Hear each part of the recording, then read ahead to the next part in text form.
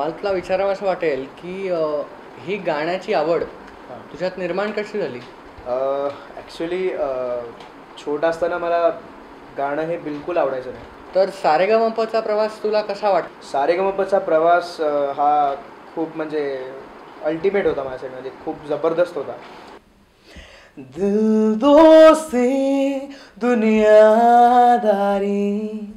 दिल दोस्ती दुनियादारी,